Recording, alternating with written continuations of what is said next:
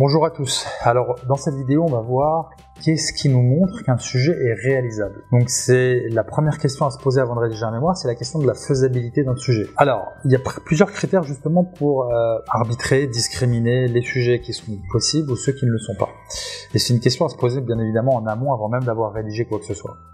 La première question c'est l'aspect novateur du sujet. Est-ce que le sujet va nous permettre d'apporter quelque chose de nouveau dans le domaine de compétences? Est-ce qu'il est utile à la recherche? Est-ce que c'est un sujet qui est d'actualité? Ou à contrario, est-ce que c'est un sujet obsolète qui ne présente pas d'intérêt à être abordé aujourd'hui ou qui a déjà été répondu dans le passé à travers d'autres travaux académiques? Et si c'est pour paraphraser l'existant ou réécrire ce qui existe déjà et réinventer l'eau chaude, si je puis dire, ça n'aura pas grand intérêt. Donc on va éliminer ce type de sujet.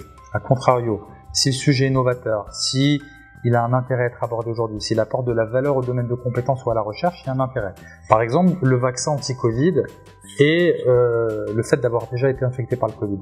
C'est une question qui est traitée par le domaine scientifique et qui présente un intérêt pour la population au niveau médical, au niveau académique, au niveau de la recherche. Pour faire simple, après des exemples de ce type-là, il y en a beaucoup en fonction du domaine de compétences. Le sujet comporte des facettes non explorées, qui n'ont pas été abordées au niveau de la littérature académique, c'est ce que je viens de dire, qui n'ont pas été abordées au niveau de la connaissance et qui présentent, on va dire, une demande latente d'obtention d'une réponse. Si c'est un sujet managérial, ça peut être sur un nouveau marché, sur de nouvelles opportunités, sur l'opportunité d'aborder, de conquérir une nouvelle niche, par exemple. Donc, il y a vraiment plusieurs possibilités, mais toujours ça va être l'intérêt, le côté novateur et l'intérêt à travailler sur ce sujet-là. Est-ce qu'il y a un intérêt et est-ce qu'il y a un côté novateur? Est-ce qu'on ne dispose pas suffisamment d'informations? Il y a un intérêt académique à travailler dessus. Troisième paramètre, c'est est-ce que le sujet est suffisamment documenté? Bien que j'ai évoqué le caractère novateur et l'intérêt d'aborder quelque chose de nouveau, il faut tout de même qu'on ait de la documentation de base pour traiter notamment la revue de littérature. N'oubliez pas que sur un niveau Master 2, à titre d'exemple, c'est une vingtaine de références académiques qu'il nous faut. Il faut qu'on puisse trouver ces références académiques avant même de traiter le mémoire. Si on voit qu'il n'y a quasiment pas de sources, qu'il y a très peu d'informations, ou qu'on doit devoir faire des sacrifices sur le caractère académique des sources, sur la qualité des sources, travailler sur des sources qui sont blogs, etc., ou des sites qui n'ont pas vraiment de valeur, c'est à ne surtout pas faire.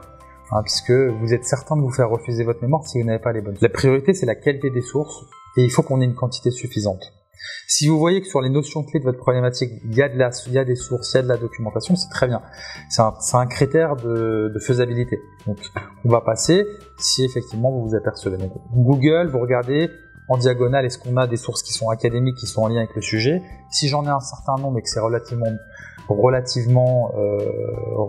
important, parfait, on peut avancer sur cette base. Enfin, je dirais un caractère plutôt pratique, pragmatique, c'est est-ce que le sujet vous intéresse et est-ce qu'il intéresse votre directeur de mémoire? S'il vous plaît mais qu'il ne plaît pas à votre directeur de mémoire, il n'y aura pas d'intérêt à le traiter puisque vous allez vous faire pénaliser. Si vous allez contre la volonté du directeur de mémoire, vous allez vous faire pénaliser.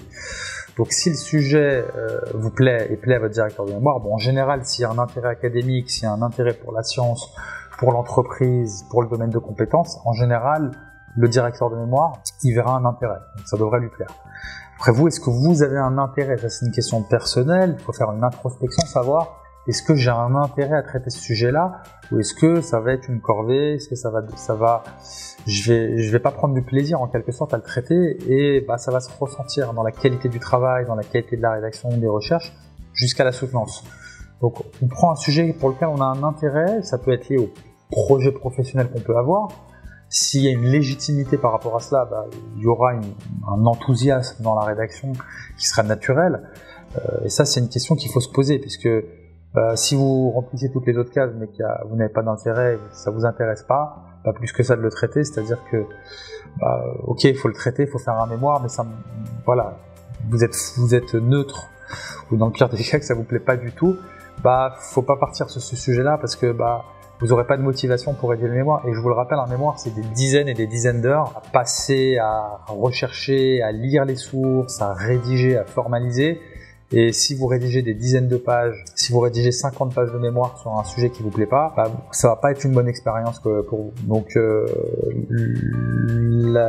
l'intérêt, sans même parler de passion, mais de l'intérêt que vous avez pour le sujet, il faut qu'il soit vérifié et qu'il soit confirmé en amont de la rédaction, et puis naturellement il faut qu'il ait été validé par le directeur de mémoire. N'oubliez pas que le sujet, le plan, avant même de rédiger la première page, doit être validé par votre directeur de mémoire. Si c'est le cas, vous avancez en terrain connu, c'est vérifié, c'est sécurisé, vous avancez dans une direction qui est vérifiée, qui est sécurisée. Voilà, j'espère que cette vidéo vous apportera quelques éclairages intéressants et je vous souhaite bon courage pour la rédaction de votre mémoire.